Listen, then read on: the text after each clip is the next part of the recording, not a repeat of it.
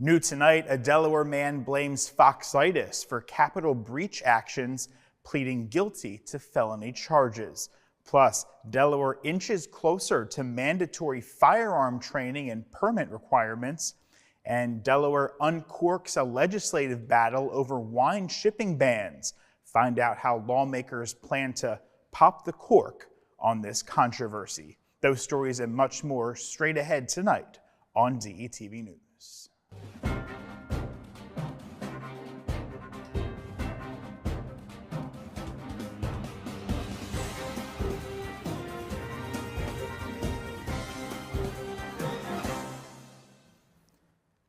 Good evening and welcome to DETV News. I'm Matt Ford. Thanks for joining us tonight. Making headlines today, Anthony Antonio, a 29-year-old Wilmington man, pleaded guilty Wednesday in federal court to a felony charge related to his actions during the U.S. Capitol breach on January 6, 2021.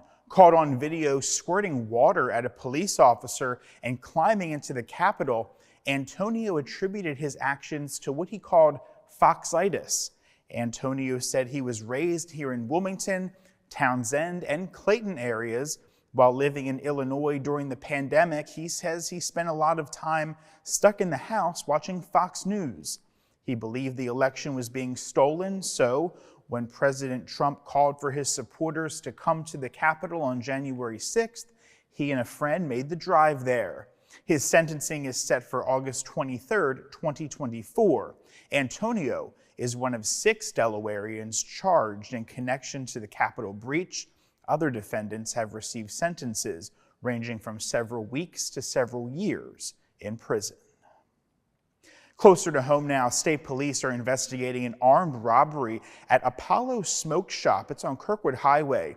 On Tuesday evening, shortly before 8 o'clock, an unknown white male with a handgun demanded cash from an employee. After handing over the cash, the man took off on foot towards Greenbank Road. Anyone with information is asked to call 302-365-8404, or you can call Delaware Crime Stoppers at the number at the bottom of your screen.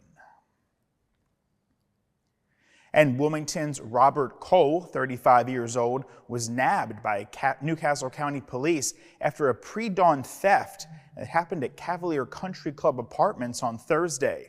Officers responded to a report of stolen tires, tracked the suspect's silver Dodge pickup, which was also stolen, and engaged in a pursuit ending on Market Street in Newport.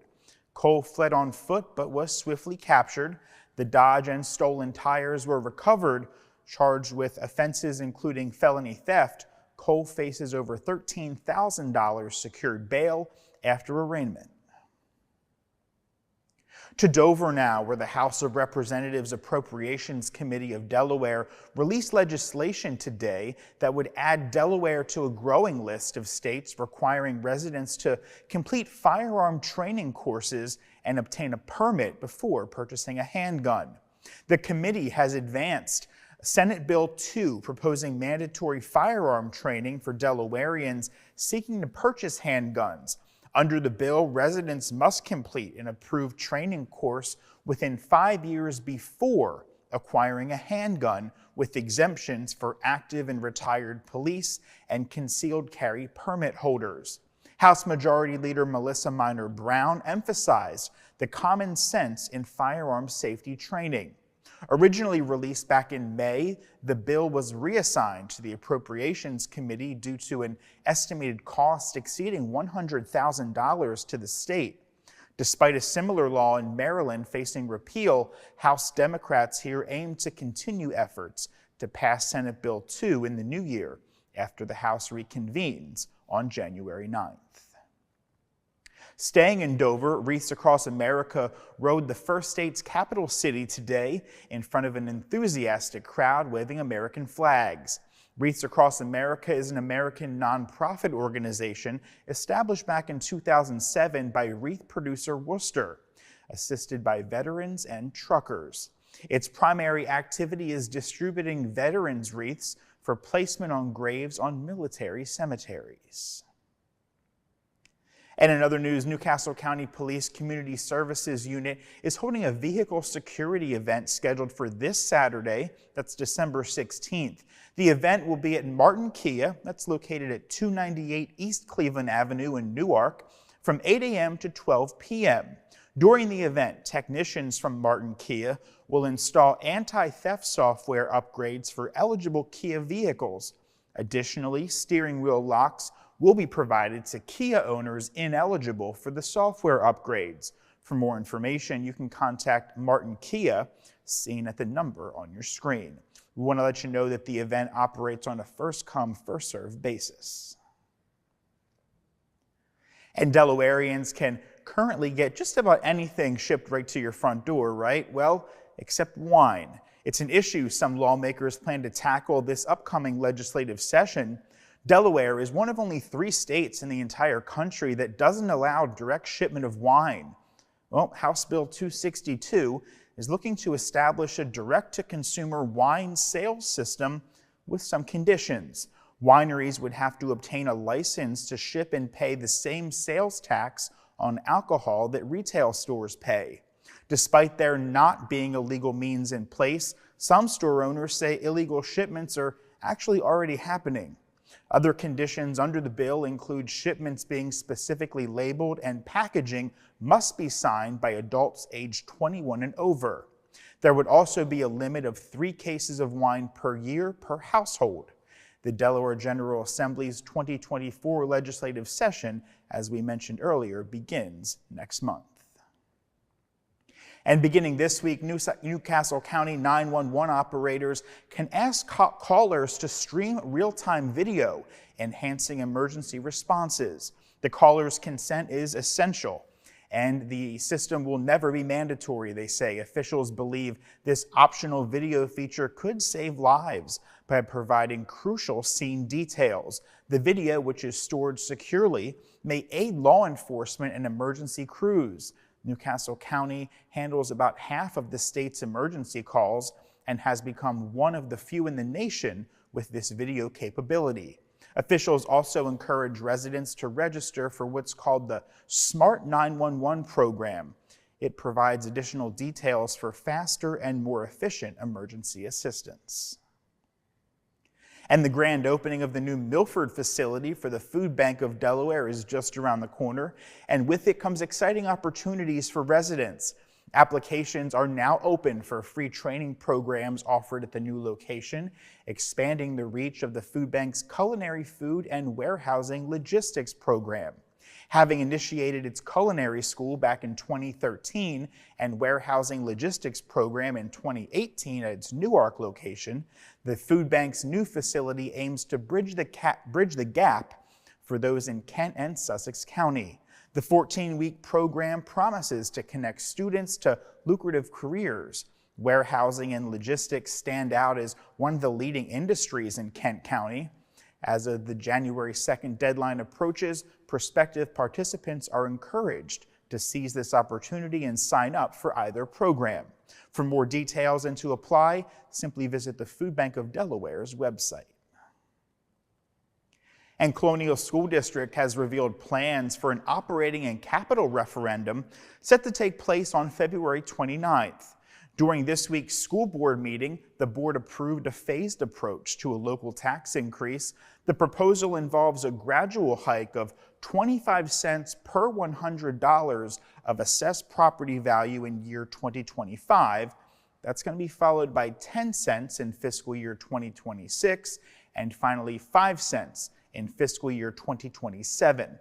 Well, this strategy aims to address an anticipated operating budget deficit of $8 million in the current fiscal year, providing crucial local funds for operational needs and construction projects within the district. The district's chief financial officer highlighted that the average age of Colonial school buildings is around 60 years old. With the average household assessed at a value of just over $62,000, the anticipated annual impact for an average household is going to be about $250. The increased revenue aims not only to maintain school buildings, but also to upgrade things like parking lots, roofs, ADA accessible playgrounds, sidewalks, athletic facilities, and lighting on sports fields.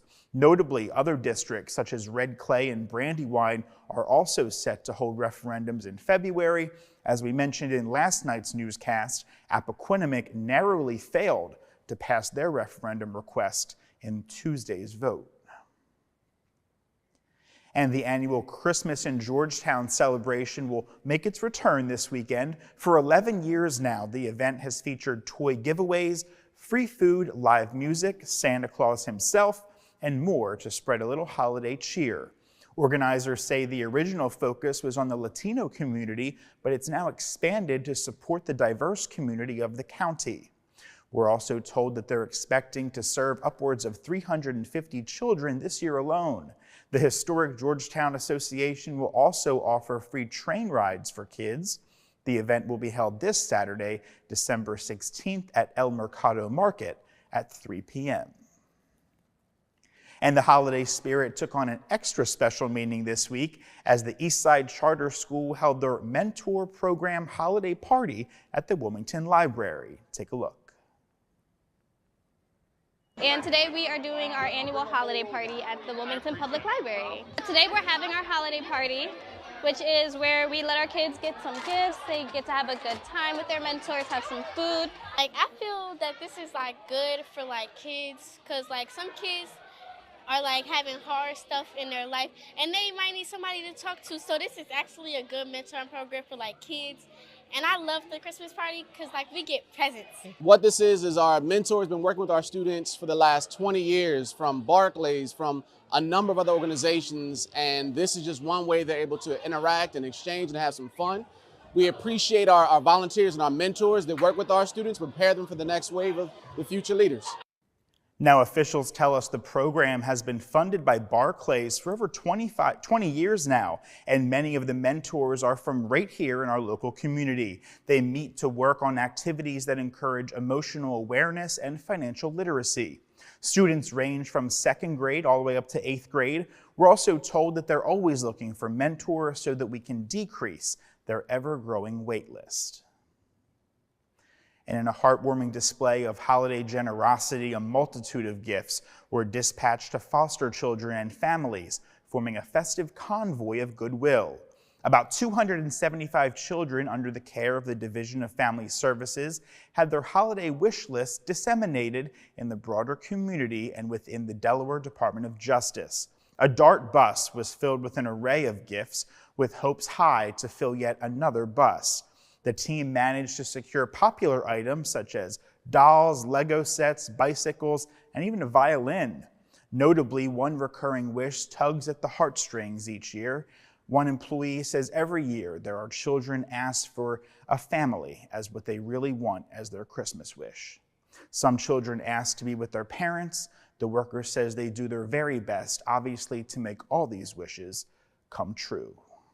And we're going to end it there before you've seen a grown man shed a tear. That's going to do it for tonight's edition of DETV News. Be sure to follow us across your favorite social media platforms. And while you're online, check out what's happening around the state of Delaware. Head to our website. That's detvch.com. With tonight's news, I'm Matt Ford. We'll see you again next week.